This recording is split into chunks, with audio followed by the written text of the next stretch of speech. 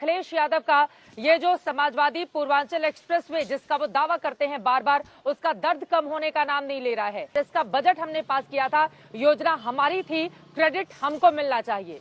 क्या है इस पर जवाब आपका गौरव जी? भारतीय जनता पार्टी केवल विकास पे बात नहीं कर रही, उन्होंने जो कार्य किया है वो दिख रहा है विकास का। लेकिन एक शेख चिल्ली नेता भी हैं जिनका काम है मुंगेरी लाल की तरह हसीन सपने देखना। वो कहते हैं बजट मैंने दिया। ये तथ्य भी मैं आपको बता दूं, ये राजनीति में ही हो सकता है चित्रा जी। जिस पूर्वांचल एक्सप्रेस पे वो चल रहे हैं, जिसने उसे बनवाया उसी को गाली दे रहे हैं। ये कहीं और नहीं हो सकता है। बेशर्मी के साथ झूठ बोलना, बदतमीजी करना, चरित्रहनन करना, अपशब्दों का प्रयोग करना, ये भारतीय जनता पार्टी के प्रवक्ताओं की पहचान बन चुकी है। हम जो कर रहे थे उसमें से इन्होंने उसकी काफी गुणवत्ता घटा दी उस एक्सप्रेसवे की। उसमें सर्विस रोड पूरी नहीं है, उस पर कोई पेट्रोल पंप नहीं है, उस पर कोई जन सुविधा नहीं है। उसकी जो हमने देखिए आगरा लखनऊ एक्सप्रेसवे बनाया अखिलेश जी ने, उसमें जितने भी बीच में आपको पुल और पुलिया पड़ेंगे सब 8 लेन के बनाए हैं, ताकि भविष्य में अगर उसे चौड़ा करना पड़े, 8 लेन करना पड़े तो कोई दिक्कत। ठीक है, इस पे भी हमारी पूर्वांचल एक्सप्रेसवे पे, लेकिन इन्होंने 6 लेन के बना दिए। अभी अखिलेश यादव जी का बयान और उनके बीजेपी के दूसरे नेताओं का बयान मैं सुन रहा था, और अभी मैं इनकी जो प्रवक्ता हैं दोनों, इनकी नूरा कुश्ती भी मैं देख रहा हूं टीवी की डिबेट में, और पूरा देश देख रहा है। ये जो अभी राजकुमार भाटी जी गौरव भाटिया जी पर प्रत्यारोप लगा रहे हैं कि ये चरित्रहनन करते हैं, अपशब्द बोलते हैं, तो इनके चाल चरित्र चेहरे में जाइए, ये कहाँ के प्रोडक्ट हैं? ये क्लासरूम इन्होंने कौन से अटेंड किए थे?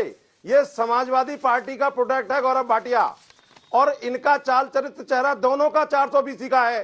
गौरव भाटिया जी पिछले चुनाव में समाजवादी पार्टी की तरफ से बोलते थे, अब ये भाजपा की तरफ से बोल रहे हैं। कल चुनाव बीत जाएगा, किस पार्टी से बोलेंगे ये वही समझ सकते हैं, दूसरा कोई नहीं समझ सकता। तो उनकी बात कितनी सही होगी, कितनी गलत होगी, कब, किस साल, किस चुनाव में वो किस पार्टी का पक्ष रखेंगे, कोई नहीं जानता। क्या 2014 के बाद मिली जो आजादी है, जो कंगना को इतना भा रही है, उसमें महात्मा गांधी की निंदा स्वीकार्य है? सवाल सीधा है, उम्मीद करूंगी जवाब भी सीधा मिलेगा। महात्मा गांधी की निंदा कतिपय स्वीकार्य नहीं है, बिल्कुल अस्वीकार्य है। और भारतीय जनता पार्टी जिसकी पंच निष्ठाओं में गांधीवादी समाजवाद है, वह तो बिल्कुल इसको स्वीकार नहीं सकती है। राष्ट्रीय स्वयंसेवक संघ जिसके लिए गांधी प्रातः स्मरणीय महापुरुषों की जो है सूची में शामिल है, उनको भी, वो भी कभी इसको स्वीकार नहीं सकते। महात्मा गांधी के संदर्भ में इस तरह की टिप्पणी करना अभिव्यक्ति की अराजकता है, यह अभिव्यक्ति स्वातंत्र बिल्कुल नहीं माना जा सकता। ठीक है, कह रही है कांग्रेस पार्टी की पद्मश्री वापस लीजिए, आप खुद ही कह रहे हैं अस्वीकार्य है।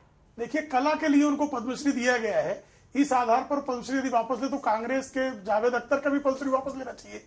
कांग्रेस के जमाने में मिली थी, जिस तरह से जावेद अख्तर ने बयानबाजी की, कारगिल के युद्ध को कवर करने के नाम पे जो लोग इस देश की जो सैनिकों के बलिदान के जो है जिम्मेदार लोग रहे, ऐसे पत्रकारों के कभी पद्मश्री जिनको दिया गया था वो भी वापस लेना चाहिए। ऐसी लंबी सूची में गिना दूंगा जिनकी पद्मश्री और पद्मभूषण वापस लिए जाने की आवश्यकता है। देखिए, उनको कला के क्षेत्र के लिए दिया गया है, उन्होंने कला के क्षेत्र में उनका योगदान है, अभिव्यक्ति के लिए उनको नहीं दी गई है, और उनका ये जो बयान है उसे हम बिल्कुल अस्वीकार करते हैं। गांधी जी को गोली मारने और गांधी विचारधारा को गोली मारने में लगे हुए हैं। प्रेम शुक्ला जी ने कहा कि हम कंगना रनावत के निवेदन की निंदा करते हैं। ये सरकार किसकी? बरमूडा ट्रायंगल है क्या? सरकार तो भाजपा की है। आप एक्शन क्यों नहीं लेते? आज देशद्रोह का मुकदमा बनता है। राष्ट्रपिता महात्मा गांधी की बात की है, वही राष्ट्रपिता महात्मा गांधी जिनको 1944 में सुभाष चंद्र बोस ने हम मेरे नेता करके संबोधित किया था, और महात्मा गांधी ने उनको कहा था कि ये मेरे राष्ट्रवादी से भी बड़े राष्ट्रवादी है। आज क्यों चुप बैठे हैं? उसको पद्मश्री दे रहे हैं। गलती उनकी नहीं है, वो मुखौटा है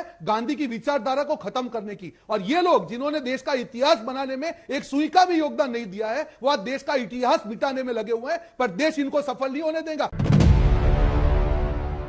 खबरदार में अब बात प्रदूषण पर सुप्रीम कोर्ट की गुस्से से भरी उस डांट की जिसकी चर्चा आज पूरे देश में हो रही है।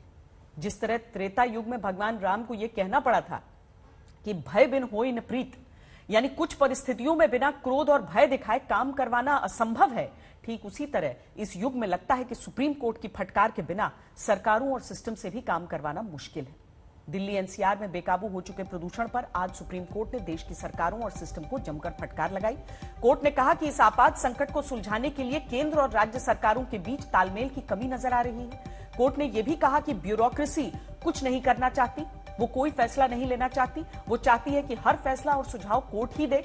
तीसरी सबसे अहम बात कि 5 स्टार होटल के एसी कमरे में बैठकर किसी को दोष देना बहुत आसान है। बहुत हो गया, आप लोग कब संजीदा होंगे? सुप्रीम कोर्ट ने आज अपनी नाराजगी जाहिर करते हुए सबसे पहले यही सवाल पूछा कि हर साल जब प्रदूषण का पता है कि मौसम बदलते ही प्रदूषण दिल्ली में बढ़ता है, तो हर बार ऐसा ही क्यों होता है कि उच्चतम न्यायालय को एक खास खंडपीठ बिठाकर डायरेक्शंस देनी पड़ती हैं कि केंद्र सरकार और राज्य सरकारें क्या करें। कोर्ट ने पूछा कि हर बार ऐसा क्यों हो कि आपको जब पता है कि आग लगनी है और आपको आग बुझानी है, तो बाल्टी कैसे उठानी है ये तक हमें बताना पड़ता है। कोर्ट ने यही पूछा कि आपने सिर्फ ये कहा है कि आप ये करेंगे, लेकिन इनको कैसे करेंगे, किस तरह से ये इंश्योर करेंगे कि लोग आपकी बात माने, सड़कों पर ना उतरें, कंस्ट्रक्शन करते वक्त सभी प्रिकॉशंस बरतें, जो सीपीसीबी के इमिशन नॉर्म्स हैं उनको ढंग से फॉलो किया जाए। ये सभी आखिर आप करेंगे कैसे, क्योंकि ये पॉलिसीज जो हैं ये काफी पुरानी हैं, नई नहीं है, लेकिन इनकी इम्प्लीमेंटेशन में ही सभी खामियां हैं। कोर्ट ने साफ सवाल ये पूछा है कि आपने पॉलिसियां तो बहुत बना दी, आखिर उनको काम कैसे कराओगे।